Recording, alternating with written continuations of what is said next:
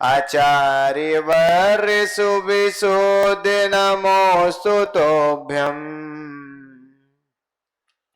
नमो अरिहन्ताणम् नमो सिद्धाणम् नमो ऐरियाडम् नमो अज्जायाडम् नमो लोये सौविसाहुणम्। बोले अनंत अनंत सिद्ध परमेष्टि भगवान की, शासन नायक श्री वर्धमान स्वामी भगवान की, कलिकाल सर्वगाचर समंतबद्ध स्वामी भगवान की, दादा गुरु बाबा रत्नाकराचार्य भगवान विमल सागर जी गुरुदेव की, मम गुरु अध्यात्म योग चर्या श्रमणी आस्था के देवता आचार्य भगवान विशुद्ध सागर जी गुरुदेव की, सिमर मुनि श्री यत्न सागर जी गुरुदेव की, द्वादशांग जिनवाणी माता की।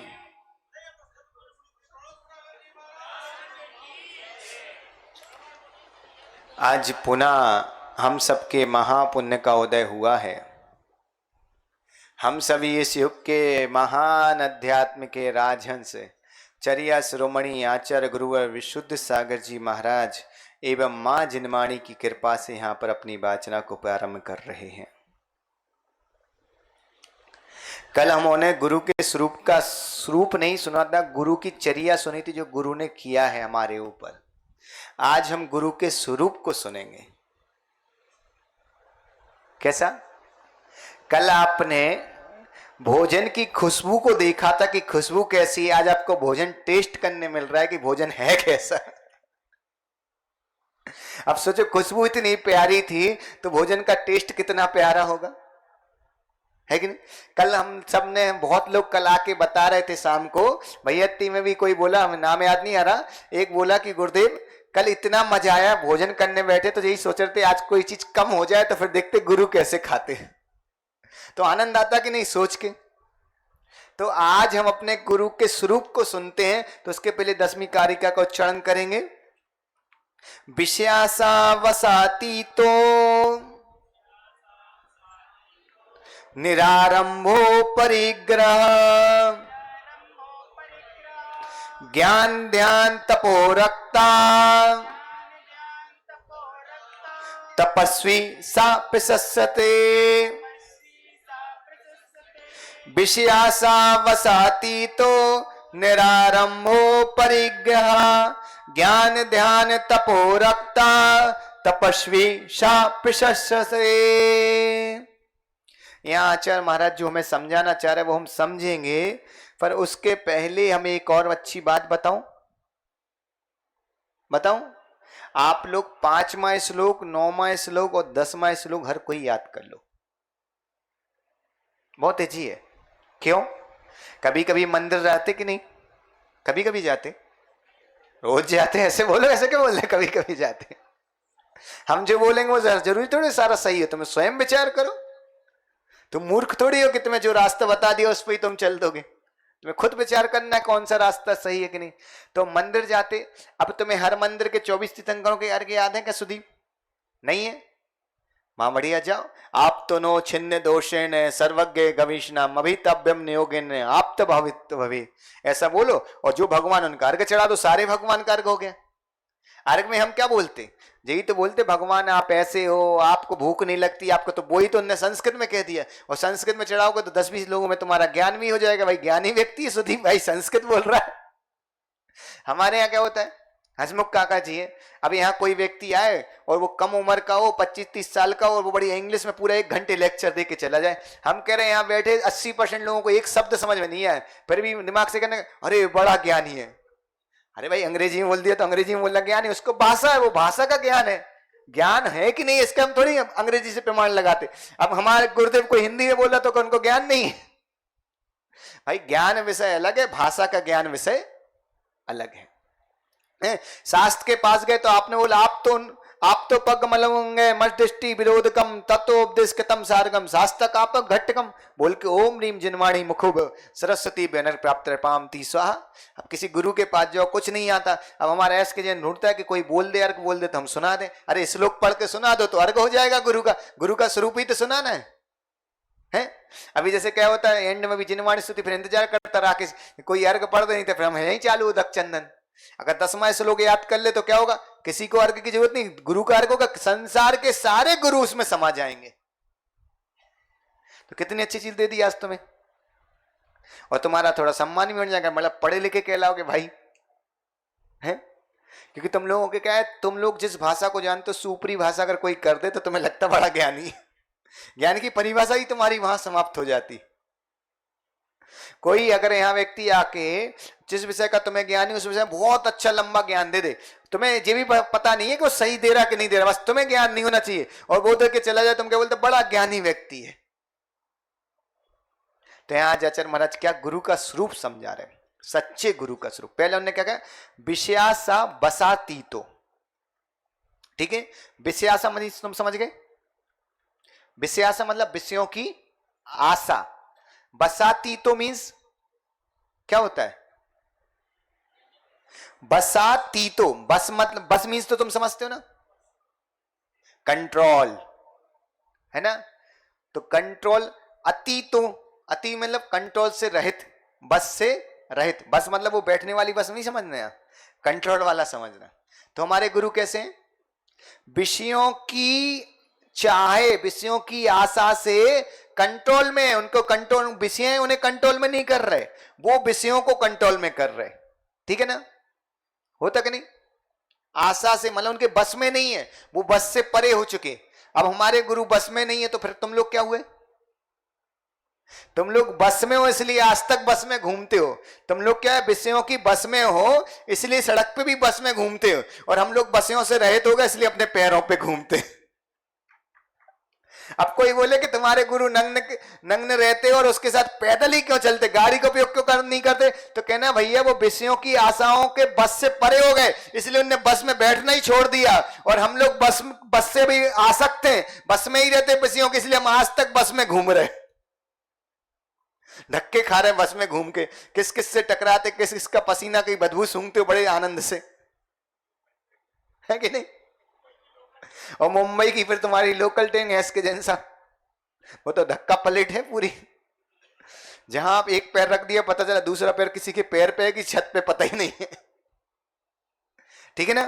तो गुरु कैसा होता है, विषयों की आशा से रहित होता है, ठीक है। अब एक शब्द आपने हमेशा सुना, आप नमोकार पढ़ते, सब लोग नमोकार पढ़ो, नमो सिद्धाड़म नमो आयरे आड़म नमो अध्यायाड़म,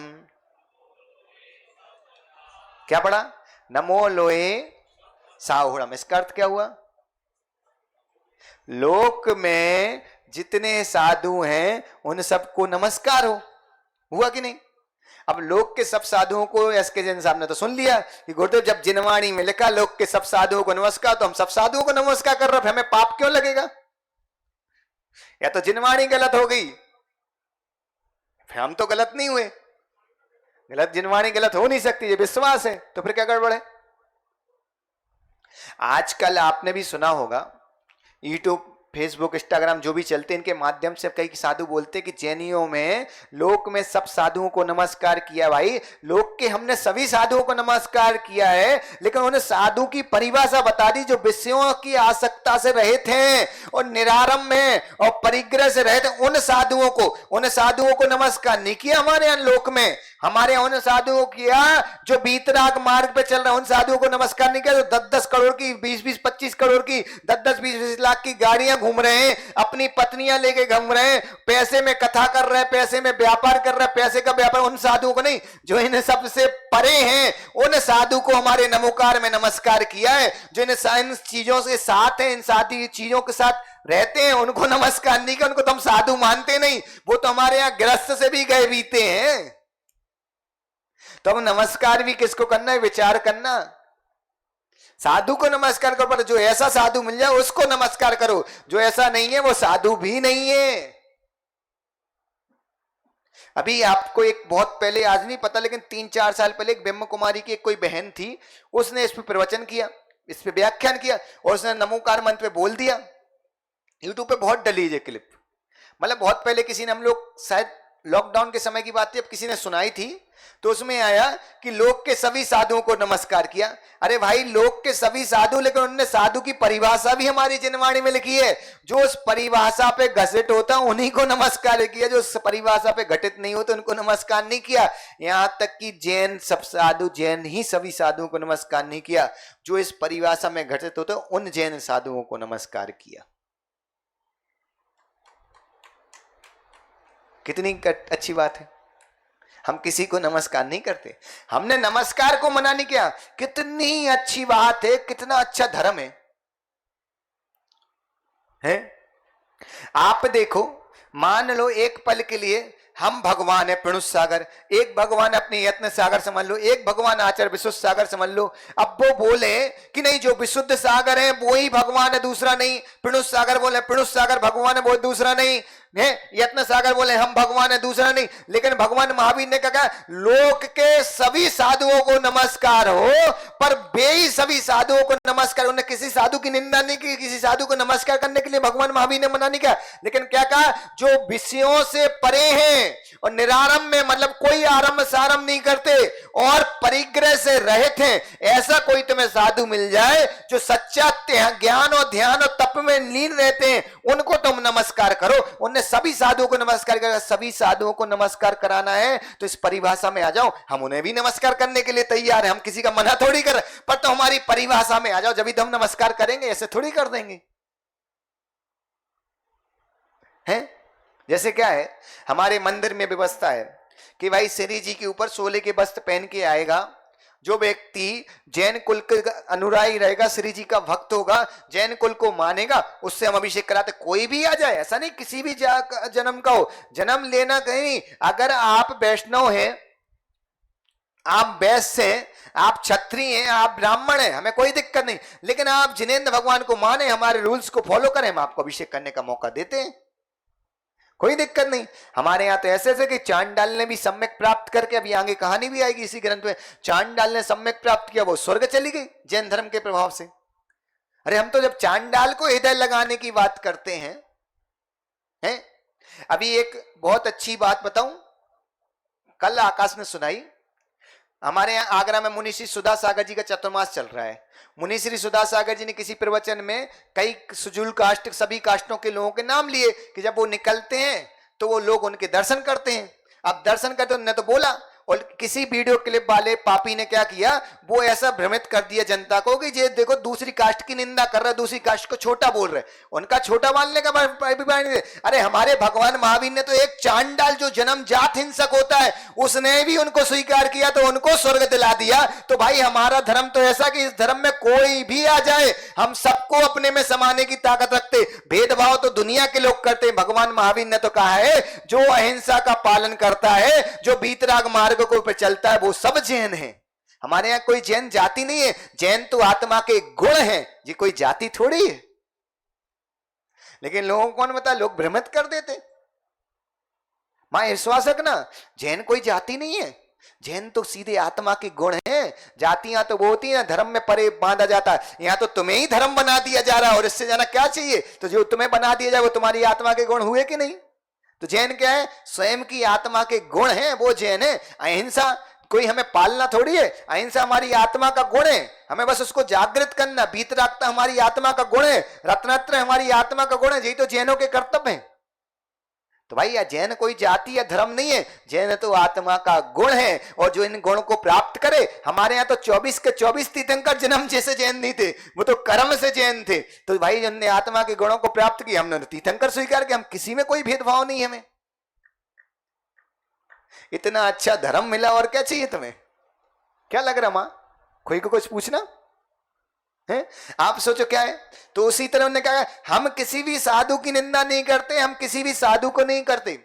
ये दुनिया में आकाश भाई, ये दुनिया तक जरूर भेजो, बेटा कि भगवान महावीर ने किसी भी साधु की निंदा नहीं की। दुनिया के साधु, जैन साधु किसी एक दूसरे साधु की निंदा करते मिल जाएं, भगवान महावीर ने कहा हमें तो सारे साधु, सारे संप्रदाय के साधु स्वीकार हैं। उन्होंने तो कहा नमो लोए सब सावड़न, बस एक शर्त रख दी कि तुम परिग्रह से रहित हो, निरारंभ हो और विषयों की आसक्ता से दूर हो और ज्ञान ध्यान तप में लीन रहो और सम्यक दृष्टि हो, तो हम तुम्हें नमस्कार करते। बस एक परिभाषा में तुम उतर जाओ, हर जैन व्यक्ति तुम्हें नमस्कार करने के लिए तैयार है, कोई जैन व्यक्ति तुम्हारा निषेध नहीं करेगा। ऐसा होता भगवान, भगवान किसी का निषेध नहीं करता, वो तो सबको अपने में समाये। वो भगवान जो छूछूत की भेदभाव है, जो छुआछूत फैला, वो काय का भगवान है कि नहीं। तो इसका मतलब ये भी नहीं है कि छुआछूत का भेद नहीं, तो भाई कोई व्यक्ति बीमार है, अब वो आ जाए तेजस के साथ बोले हमारे साथ भोजन कर लो, है कि नहीं। कोई व्यक्ति आ जाए बोले तेजस हमारे साथ भोजन कर, भाई तेजस बीमार होगा तो वहां उतना व्यवस्था का भी ध्यान रखना। धर्म स्वीकार करने के लिए कोई भेदभाव नहीं है, लेकिन जो हमारी लोक व्यवस्था उसमें हमें ध्यान रखना है?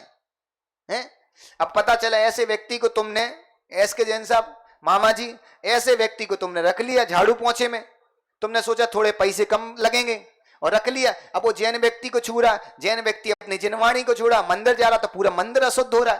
तो नहीं, ऐसे कोई काम नहीं करना। हमें ऐसी व्यवस्था करना कि पैसा कितना भी लग जाए, लेकिन हमारी मन शुद्धि, वचन शुद्धि, काय शुद्धि, आहार जल शुद्ध, इसका भी ध्यान रखना है हमें। हमारे भगवान ने सब व्याख्यान किया। उन्होंने कहा धर्म स्वीकार करने में हमें कोई दिक्कत नहीं है, आप धर्म स्वीकार करो, पर जो हमारी शर्तें, उन शर्तों को भी पहले स्वीकार करना पड़ेगा। तुम्हें आजीवन मांस का त्याग, मदिरा का त्याग, परस्त्री, सत्व, अष्टव मूल गुणों को धारण करना पड़ेगा।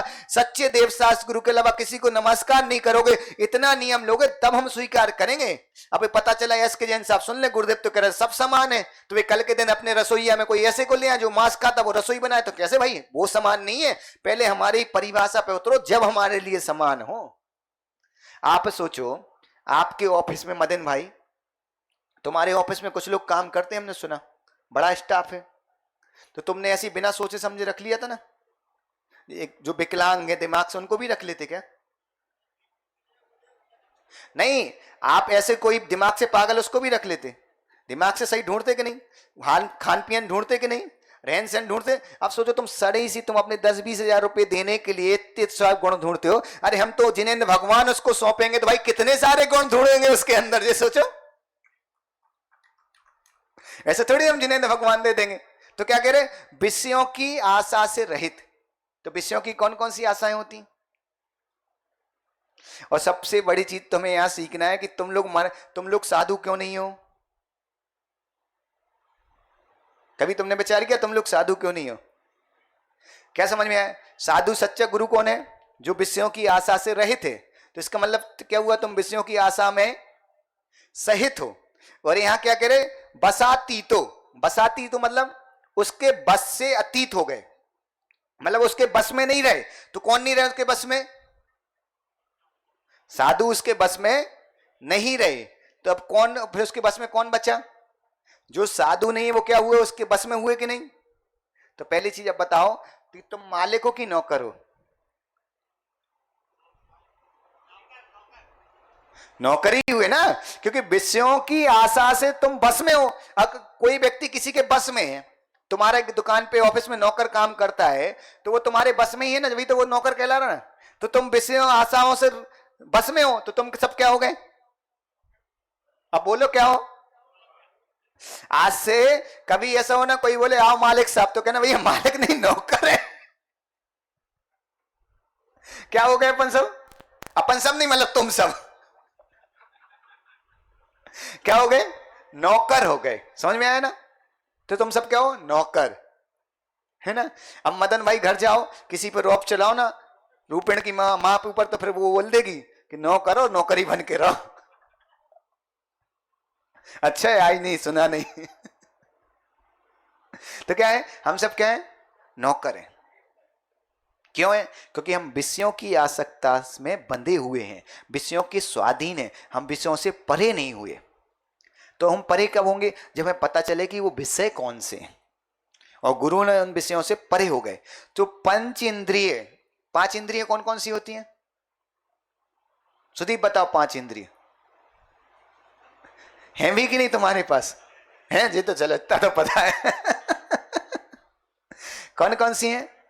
स्पर्शन, रसना, घ्राण, चक्षु और कर्ण।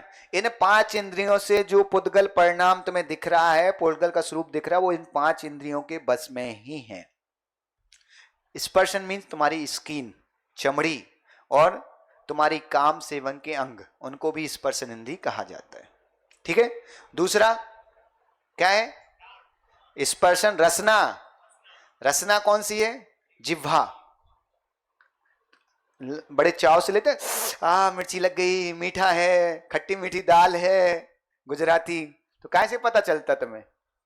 रसना गिंदी से हसमुख जी खूब खा ली, 80-80 साल तक तुमने खट्टी मीठी दाल, कुछ नहीं हुआ, बाल सफेद के सफेद हो गए, काले के काले भी नहीं बचे। है। दूसरा क्या है? तीसरा क्या है? घ्राण। गुलाब की खुशबू आ रही, अरे बदबू आ रही, ये सब कैसे पता चल रहा? घ्राण से। चौथा क्या है? चक्षु। हरा है, नीला है, पीला है, मोटा है, पतला है, लंबा है, छोटा, कैसे पता चल रहा? चक्षु। फिर क्या है? कर्ण, मतलब कान। अब कान से तुम्हें पता है, गुरुदेव बोल रहे हैं तो सुन रहे हो, सारे गामा पा धा नी सा, ये सब सुनते हैं कि नहीं? तो ये क्या है? कर्ण। अब यहां हम तुम्हें ये 5 इंद्रिय नहीं गिनाना चाह रहे। अब तेजस जी बताओ, ये काय में है? ये जो 5 इंद्रियां हैं, ये 5 इंद्रिय काय में है? हैं? मनुष्य में अकेले थोड़ी होती, शेर के पास भी 5 इंद्रियां हैं। ये चीज देखो, समय अधिक लग सकता है, लेकिन क्या है कि धर्म के बेसिक को हमें समझना। अच्छा लग रहा कि नहीं? ऐसा तो नहीं लग रहा टाइम पास हो रहा, बोर हो रहे? कोई बोर तो नहीं हो रहा? अच्छा लग रहा कि नहीं प्रदीप भाई? तो ये 5 इंद्रियां काय में? शरीर में है, जीभ में नहीं है बाबू। जीभ तो है, जे वाली जीभ अलग है, और शरीर के आत्मा वाली जीभ है वो अलग है। तो ये काय में है? शरीर के अंदर है। अब एक चीज बताओ, तुम्हारे में से जयदीप खड़े हो जाओ, पेन ले लो हाथ में, एक पल के लिए बताना, पेन लो, पेन का ढक्कन अलग वो खोलना, उसको रिफिल निकालना, उसमें से निकल जाएगी, वैसा है क्या? है। ढक्कन नीचे रख दो, उसकी बॉडी ले लो और उसकी रिफिल ले लो। ठीक है। अब मां एक चीज बताना, जो 2 चीज ऊपर करो, वो एक कैप और नीचे रख दो। ये 2 चीज दिख रही, सबको दिख रही? इस साइड भी दिखा दो, सुदीप वगैरह सबको दिखा दो, दिख रही ना? दिख रही? तो अब बताओ, ये जो दिख रहा है, बॉडी दिख रही है, और इसको अपन जीभ पकड़ लो रिफिल को, ठीक है, एक पल के लिए। एक शरीर है और एक जीभ है, तो ये 5 इंद्रियां उस शरीर में है और इस जीभ में नहीं है। तो वो 5 इंद्रिय पेन की हुई कि रिफिल की हुई? मतलब जो उसका बॉडी पार्ट है, पेन का ढांचा है, उसकी हुई कि रिफिल की हुई? पेन की हुई। और रिफिल को हमने उसके अंदर डाल दिया तो फिर किसकी हुई? फिर भी पेन की है, रिफिल उसके अधीन है, उसके सहारे चल रही है, लेकिन हुई किसकी? पेन की है। रिफिल अलग है और बॉडी उसकी अलग है। क्लियर हो गया ना? समझ में आया? बैठ जाओ, तुमने इतने सारे लोगों को समझाया कि नहीं? तुम्हें आया कि नहीं? आ गया ना? नहीं तो पता चला ऐसा हो जाता है कि दिया तले अंधेरा रहता है और पूरे जगह प्रकाश हो जाता है। कई बार ऐसा होता है ना, घर में मां खीर बनाती, वही बेचारी खा नहीं पाती और पूरा घर खा जाता है। तो क्या है? पेन में ना। तो उसी तरह तुम्हें बहुत अच्छे समझना कि पहले 5 विषय तो हम बाद में समझेंगे कौन से। पहले वो 5 इंद्रियां काय में हैं? शरीर में। तो वो 5 इंद्रिय तुम हुए क्या? तुम शरीरों की आत्मा। बताओ क्या हो? ऐसे नहीं, सबको बोलना पड़ेगा। क्या हो? आत्मा हो कि नहीं? दिलीप, शरीरों की आत्मा, आत्मा हो? विश्वास करना, हम शरीर नहीं। अगर हम शरीर होते तो इसका प्रमाण है कि जब हमारे प्राण निकलते उसके बाद भी हमारा शरीर रहता। वो बोलना चाहिए, खाना चाहिए, चलना चाहिए, और अगर वो करेगा तो कौन तुम्हें मरा समझेगा? सब जीवित ही समझेंगे ना भाई, है ना? तो चीज समझ में आया ना? अब दूसरी चीज तुम्हें एक और समझना है कि जो 5 इंद्रियां हैं, समझ में आ रहा? जो 5 इंद्रियां हैं वो शरीर में, आत्मा में नहीं है। तो वो 5 इंद्रियां हमारी हुई कि शरीर की हुई? शरीर की हुई, हमारी नहीं। शरीर हम नहीं, हम क्या है? हम तो आत्मा है। तो 5 इंद्रियां किसकी हुई? शरीर की हुई। तो इसका मतलब क्या हुआ? जीव जितने इंद्रिय शरीर में जाता है वो उतने इंद्रिय कहलाने लगता है। अगर 5 इंद्रियां हमारी हो गई तो फिर हम एक इंद्रिय बनेंगे, तब भी हमारे पास 5 इंद्रिय होने, जब हमारे पास 5 इंद्रिय नहीं होती तो इसका मतलब क्या, वो जितने इंद्रिय शरीर में आत्मा जाती है वो उतने इंद्रिय जीव कहलाने लगती है। जैसे पेन के खोखे पे लिखने के कारण, पेन की कंपनी के नाम के कारण रिफिल भी उसी कंपनी की कहलाने लगती है कि नहीं? रिफिल जरूरी नहीं उस कंपनी को, लेकिन पेन में डलने के कारण उस कंपनी की हो जाती है। उसी तरह जितनी इंद्रिय शरीर में जी आत्मा जाती है, वह आत्मा भी उतने इंद्रिय हो जाती है। समझ में आ गया? तब तुम कितने इंद्रिय हो? क्यों? क्योंकि शरीर अभी हमारा 5 इंद्रिय, इसलिए हम 5 इंद्रिय। अगर अब कोई अचानक कोई गुरुदेव बोले कितने इंद्रिय हो, कहना हम कोई इंद्रिय नहीं है, हम तो आत्मा हैं, हम कोई इंद्रिय होते नहीं, हमारा शरीर 5 इंद्रिय है। उसके निमित्त से, शरीर के निमित्त से हम भी 5 इंद्रिय कहलाने लगते हैं, है कि नहीं? समझ में आया? और अच्छे से समझाने। एक और बात, एसके जैन से मोबाइल लो, इसमें कैमरा निकालो, इधर आओ, आगे आओ, और इस कैमरे में आर के जैन साहब की एक फोटो ले लो।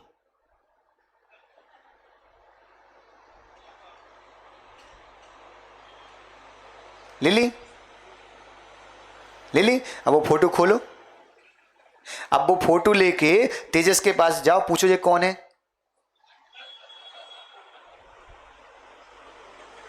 कौन है? प्रेसिडेंट सर आर के जैन साहब हैं। तो वो आर के जैन साहब हैं, फिर जे कौन बैठेगा? वो आर के जैन है तो मेरे यहां कौन बैठा है? कौन है? तुम क्या बोलते? क्या बोलोगे? अगर तुम्हें अचानक दिख जाए तो बोलते जीता भैया अपने आर के जैन साहब हैं, ऐसे बोलते ना? तो उसी तरह लोग व्यवहार में जैसे हम फोटो को देख के बोलते कि जी आर के जैन है, जबकि वो आर के जैन नहीं, आर के जैन तो स्वयं में जीवित है। अगर वो फोटो हो गया तो हमें मन नहीं जाएगा, है कि नहीं हसमुख काका जी? है, अगर वो फोटो हो गए तो फिर आर के जैन कैसे रहेंगे? समझ आ रहा ना देविन भाई? तो उसी तरह कि फोटो उसका प्रतिबिंब है, लेकिन हम उस फोटो को प्रतिबिंब को जैसे बोल देते कि वो आर के जैन है, उसी तरह हमारी आत्मा शरीर में रहती, लेकिन फिर भी हम उस शरीर आत्मा को बोल देते कि ये 5 इंद्रिय है, वो 5 इंद्रिय। जैसे हम फोटो को आर के जैन मिल रहे, उसी तरह हम आत्मा को भी 5 इंद्रिय बोल देते हैं। समझ में आया? तो बजाओ ताली। तुम्हें इतनी बड़ी बात समझ में आ गई। सोचो 40 साल में तुम्हें समझ में नहीं आया कि तुम 5 इंद्रिय कैसे हो। अभी तक तुम अपने आप को मान के बैठे। जब कोई पूछता था राकेश से कितने इंद्रिय, वो बड़े उससे बोल रहा 5 इंद्रिय। अरे तुम थोड़ी 5 इंद्रिय हो, 5 इंद्रिय तो शरीर है। समझ में आ गया ना? अब दूसरी चीज, बैठ जाओ एसके जैन साहब। अब एक चीज बताओ, कभी किसी को फोड़ा हुआ? सुदीप तुम्हारी आंखों में प्रॉब्लम हुई, अभी चलो तुम्ही को पकड़ लो, तुम अच्छे दिख रहे, अभी ग्राहक भी सही हो। अभी आंखों में प्रॉब्लम है? हसमुख काका जी से पूछना, उनके पैर में प्रॉब्लम है कि नहीं? तो किसी को पेट की भी प्रॉब्लम है, किसी को कमर की प्रॉब्लम है, किसी को हार्ट में प्रॉब्लम है, जैसे अटैक की बीमारी, शुगर की बीमारी, ये सारी बीमारियां हैं। तो ये सारी बीमारियां काय में हैं? किसको हैं? शरीर को हैं। समझ में आ रहा? इस बात को अच्छे से समझना बाबू। जितनी दुनिया में बीमारियां हैं, वो बीमारियां किसको हो रही हैं? शरीर को हो रही है। आत्मा को बीमारी हो रही क्या? नहीं हो रही। और तुम कौन हो? शरीर हो कि आत्मा? आत्मा हो। तो पहले कभी भी बीमार हो तो इस चीज का आनंद मनाया करो कि हम बीमार नहीं है, हमारा शरीर बीमार है, और इस चीज का आनंद आ जाएगा तो आधी बीमारियां तो तुम्हारी वैसे ही दूर हो जाएगी। भगवान महावीर के शासन में आने के बाद भी तुम बीमार रहो तो कैसा दुर्भाग्य। अरे तुम तो आत्मा हो तो कभी बीमार होती नहीं, बीमार तो शरीर होता है। और जब शरीर बीमार है तो हमें काहे की टेंशन? शरीर बीमार, अपने आप स्वस्थ, वो थोड़ी हम तो अपनी आत्मा का ध्यान रखते। तुम अपनी कार की सफाई करते कि दूसरे की? तो अपनी कार की। तो तुम्हारी कार कौन सी है? तुम्हारी आत्मा। शरीर तो तुम्हारी कार है ही नहीं, तो उसकी सफाई की क्या को टेंशन ले रहे हो? ऐसा अगर तुम सोचना शुरू कर दो तो हम कह रहे हैं आधी से ज्यादा बीमारियां तो खंगाप। अब बुढ़ापा आएगा तो शरीर में तकलीफ होगी कि नहीं? कष्ट होगा कि नहीं? और वहीं से हम सोच रहे हो कि भैया ये तो हमारा है ही नहीं। अब हसमुख काका जी उनको तकलीफ होती कि नहीं? मानते तकलीफ हो रही है, उसको सहन भी करना, दवाई इलाज कर सब कराना, लेकिन कहीं ना कहीं 5 मिनट ये भी सोचो कि जो तकलीफ हो रही है हसमुख जी वो शरीर में हो रही है, हमारी आत्मा में नहीं हो रही। हमारी आत्मा तो नियम से स्वस्थ है। ऐसा अगर तुम सोचना शुरू कर दो तो आधे स्वस्थ तो अभी हो जाओ। अब बताओ, तुम बोलते गुरुदेव हैं, अरे गुरुदेव तुम्हारा वैद हुआ कि नहीं? तुम्हें आधा स्वस्थ कर दिया कि नहीं? अब इससे अच्छा डॉक्टर कहां मिलेगा? वो डॉक्टर तो तुम्हें दवाई में देते तो फ्री में स्वस्थ कर रहे हो, और क्या चाहिए? आज मजा आया कि नहीं? तो क्या समझ में आया कि जो बीमारियां हो रही हैं, जो तकलीफ हो रही है, राकेश भाई, अब कोई टेंशन है तो कहना ये सारी टेंशन काहे की है? शरीर की हमारी आत्मा तो आनंदित है, उसको कोई टेंशन नहीं है, तुम दे दो, वो बात अलग है। तो यहां आचार्य महाराज कह रहे हैं विषयास्ता बसातीतो, मतलब विषयों की आशा से बसातीत, और हम क्या है? विषयों की आशा में असातीत। असातीत मतलब होना बंधा होना, और बसातीत मतलब होना छोड़ देना विषयों की आशा को। अतीत हो जाना बोलते ना, अतीत है, और बंधे होना, दोनों में समझ गए ना अंतर? तो क्या है, हम विषयों की आशाओं से बंधे हुए हैं संयम, और गुरु क्या हो गया? उन विषयों की आशा से छूट गए। तो हमें गुरु बनने के लिए क्या करना है? विषयों की आशा से छूट जाना है। अब एक चीज बताओ मामा जी, अगर मान लो कभी मामी ने तुम्हें रस्सी से बांध दिया, वैसे नहीं बांधती है, अगर बांध दिया तो तुम अपने पड़ोसी के पास या जैन साहब के पास, अपने सेठ जी डीके जैन है, इनके पास जाके तुम बोल सकते हो कि भाई डीके जैन साहब इसको खोल दो, वो खोल देंगे कि नहीं? क्योंकि रस्सी दिख रही है। अब तुम बताओ, तुम विषयों की आशा से बंधे हो, पहले तुम बताओ तुम्हें विषयों की आशा की रस्सी पता है कौन सी है? जब तक तुम्हें विषयों की आशा की रस्सी नहीं पता होगी तो खोलोगे कैसे? तो क्या आचार्य महाराज क्या समझाना चाह रहे हैं? तुम पहले विषयों की आशा की रस्सी समझो कि वो रस्सी से हम कैसे बंधे हो, गुरुओं ने उन रस्सी को कैसे खोल दिया है। तो विषयों की आशा कौन कौन सी होती है?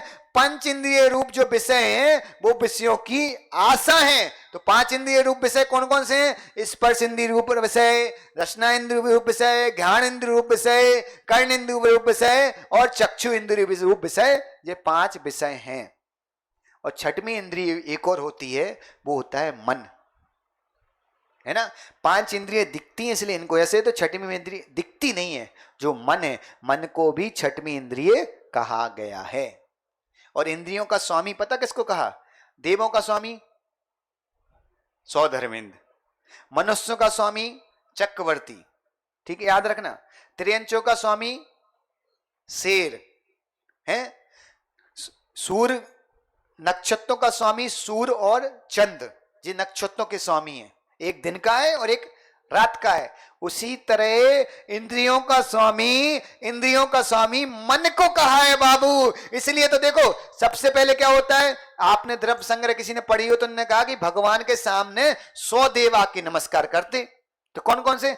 भुवनान लय से 40, बेंतर देशा 32, कप्पड़ में 24, इंद्रो चंद्रो सूरो नरो त्रियो, ठीक है।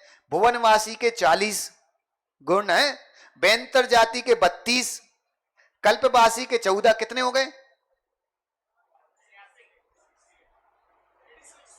80 नहीं 24, उनके 24 तो 96 हो गए, 96। और चंद्र और सूर्य 98, और त्रियंचों में शेर और मनुष्यों में चक्रवर्ती, कितने हो गए? 100। ऐसे 100 देवों द्वारा पूजनीय होता है वो परमात्मा होता है। तो 100 देवों द्वारा पूजनीय हो गया, मतलब ऐसे मतलब 100 ही लोग पूजा करते, इसका मतलब चक्रवर्ती पूजा कर रहा तो वो सबरे मनुष्य जाति के देव उसमें समा गए। जैसे हमने कभी सम्मान के लिए बुलाए, कोई बाहर से आए, बोले हम पैसे मना चातुर्मास कमेटी का सम्मान कर रहे, तो भैया 40-50 लोग कितनों का सम्मान होता, पर क्या बोलते? एस के जैन साहब को कर दो, वो हमारे अध्यक्ष, उनमें हम सब समा गए। होता कि नहीं? प्रमुख को हम आगे खड़े कर देते, प्रमुख में हम सब समा जाते। उसी तरह जे देवों के इंद्र हैं, तो इसलिए अब कभी तुमने सोचा मनुष्य के लिए क्यों, हमारे लिए क्या कहा जाता है कि मन से भगवान की पूजा करो, मतलब मन हमारा राजा है, और राजा से पूजा करोगे तो 5 इंद्रियों से भी पूजा करना। नहीं तो कुछ लोगों ने पता कैसे पाखंड फैला दिया इस बात को सुन के, उनसे कहा मन से पूजा करो, तो उनने क्या शुरू कर दिया, घर में ही बैठे रहे, बोले हम तो मन से पूजा कर रहे, काहे को अपने शरीर को ले जाए, काहे अपनी आंखों को ले जा रहे। भाई मन से पूजा करना, मन तुम्हारा राजा इंद्रियों का, मन इंद्रियों का स्वामी, इसलिए मन से पूजा करने का मतलब है 5 इंद्रियों को भी मन के साथ ले जाओ मंदिर, और वहां जाके मन पूर्वक भगवान की पूजा करो, ये हमें सीखना है। अच्छा लगा? तो अब कैसी पूजा करनी है हमें? 5 इंद्रियों के साथ मन से पूजा करनी, अकेले मन से नहीं करनी। नहीं तो तेजस घर में ही सोचे, आंख बंद करे, बोले हमने भगवान को देखो पांडुक शिला पे विराजमान कर लिया है, अब हमने कलश भर लिए हैं, कलश पे स्वस्तिक बना लिया है, थाली पे श्री बना लिया है, अब देखो भगवान विराजमान हो रहे हैं, उन भगवान के मस्तक पे कलश कर रहे। ये बाबू जी क्रिया तो करनी है, लेकिन ये कब करनी? जब तुम ट्रेन में बैठे अभिषेक नहीं कर पा रहे, जब तुम विकलांग हो जाओ, जो अभिषेक नहीं कर पाओ, किसी कारण से अभिषेक करने जाओ, उस समय ऐसी पूजा करो, उस समय ये भाव पूजा है। अगर ये सब कर सकते हो तो उस समय तो केवल द्रव्य पूजा ही पूजनीय है, भाव पूजा पूजनीय नहीं है। लेकिन द्रव्य पूजा मन सहित, मन रहित नहीं। अब ऐसा हो जाए कि अब जैसे हमारे सुदीप बोले अब फ्री है, मान लो उसको कोई ऑफिस नहीं है, कुछ नहीं, उसके बाद बोले इतने सारे लोग रहते, हम तो केवल आहार की अनुमोदना कर ले रहे, अनुमोदना का फल भी तो लिखा आगम में। तो भाई अगर ऐसा सभी लोग अनुमोदना करेंगे तो महाराज जी खुद उठा के खाना शुरू कर दे। है भाई, अनुमोदना उन लोगों के लिए जो आ नहीं सकते, किसी कारण से विकलांग हैं, एक्स्ट्रा अंगों उपांग हैं, वो जो आहार नहीं दे सकते, उनके लिए अनुमोदना है। जो सर्वांग से सही है उसके बाद भी अगर आहार नहीं दे रहा तो वो तो पापी है, कोई अनुमोदना करने का अधिकार नहीं। अनुमोदना करने का अधिकार उन लोगों को है जो विकलांग है, जो चल नहीं सकते, जो दौड़ नहीं सकते, भाई ऐसे कोई काम नहीं कर सकते, बुद्धि से हीन है। जो लोग बुद्धि से संपन्न है और शरीर से संपन्न है, अगर वो व्यक्ति समय होने पर भी गुरु को आहार नहीं दे रहा तो वो तो पापी है, वो थोड़ी अनुमोदना। अनुमोदना उन लोग के लिए भाई जो नहीं कर सकते, है कि नहीं। दान ऐसी है, जो व्यक्ति के पास पैसा हो फिर भी दान नहीं दे, बोले हम तो भावना भा लेते दान की, तो वो भावना नहीं, भावना उन गरीबों के लिए जो दान नहीं दे सकते, जिनके पास अपार पैसा उसके बाद भी उस पैसे को गाड़ गाड़ के रखे हैं, दान नहीं दे पा रहे, तो वो लोग तो पापी है, वो लोग तो भोगी है, कामी भोगी हैं, जो दान नहीं कर पा। जिनके पास है उसके बाद दान करना, वो ही दानी व्यक्ति हैं। भाव दान तो उनके लिए है भाई, जिनके पास पैसा नहीं है तो भाव दान करो। हसमुख काका जी कोई बोले कि इतना दान कर दिया, अभी यहां दे दिए, फिर प्रसन्न सागर जी के, तो कहना भैया हमने दिया नहीं है, उनने हमें दिया था, हम तो उनका हिसाब क्लियर कर रहे हैं कि थोड़ा सा चुका पा रहे, हमको तो ब्याज दे रहे, मूल तो अभी बाकी है ना। तो इसी तरह 5 इंद्रियों के लो, तुम्हारी गाड़ी से बड़े परेशान है, ठीक है ना। तो कल हम सब अच्छे से तैयार हो गया ना, कल क्या सुनेंगे? आज हमने क्या सुना कि अब कोई भी बीमारी हो जाए तो किसमें है? तुम्हें बीमारी नहीं है, किसको है? शरीर को है। अब कभी किसी वृद्ध अवस्था में माँ जयदीप बाबूजी माता जी आई, उनसे बोलना माँ तुम्हें देखने में प्रॉब्लम हो रही, ध्यान रखो कि तुम नहीं, तुम्हारे शरीर को प्रॉब्लम हो रही, तुम्हें नहीं देख पा रही, और इस आंखों से क्या दुनिया देखनी। अब तो सोचो कितना अच्छा होगा, हमारी आंखें भटकती तो वो भी कंट्रोल में आ गई। अब तुम बंद आंख करने की भी जरूरत नहीं है, अब तुम सीधी आंख बंद हो या खुली हो, हम 24 घंटे परमात्मा देख सकते। पहले तो आंख खुली थी तो हम क्या हो रहा था, पापों को देख रहे थे। अब तो कितना अच्छा हो गया मां कि अब तो आंख खुली हो या बंद हो, हम तो सीधे सीधे परमात्मा को देख सकते। परमात्मा ने तुम्हें अपनी भक्ति करने का इतना सुलभ अवसर दिया है, इस अवसर को कभी भी छोड़ो मत। कभी भी कष्ट आए तो ये सोचना परमात्मा ने कितना अच्छा किया कि पहले कष्ट होता तो हम बाजार में घूमते, अब घर में बैठ गए, उतनी देर भगवान की भक्ति करो। सुदीप आंख आ गई, कमरे में बैठना पड़ रहा तो उतनी देर भगवान की भक्ति करो। पहले दुनिया के काम, ऑफिस की टेंशन, अब तो सारी टेंशन से परे कर दिया भगवान ने, तो उतने दिन तो भगवान की भक्ति करो। उसमें भी तुम हाय हाय करो तो समझना हम कैसे हैं, पहले भी नहीं कर पा रहे, मौका मिल गया, जब भी नहीं कर पा रहे तो क्या होगा। हमेशा हर चीज को पॉजिटिव लोगे तो तुम्हें सुख मिलेगा, और नेगेटिव लोगे तो क्या होगा। संसार तो नियम से दुख का पिंड है, यहां सुख नाम की कोई चीज नहीं है। यहां सुख उनको मिलता है जो दुख में सुख खोज लेते, और जो दुख में दुख खोजते, कुछ तो ऐसे सुख में भी दुख खोजते। तो भैया हमें तो वो बनना है कि जो सुख में तो सुख खोजे ही खोजे, दुख में भी सुख खोजे, वो सच्चा मनुष्य है। मनुष्य होकर भी अगर हम दुखी हुए तो हम काय के मनुष्य, त्रियंश भी दुखी और हम भी दुखी, तो क्या अंतर। हम तो मनुष्य हैं, हम दुख में भी सुख खोजेंगे तो हम आनंद से मनुष्य कहलाएंगे। हमें सच्चा मनुष्य बनना, ऐसी मंगल भावना के साथ बोले आचार्य गुरु विशुद्ध सागर जी महाराज की। मजा आया कि नहीं?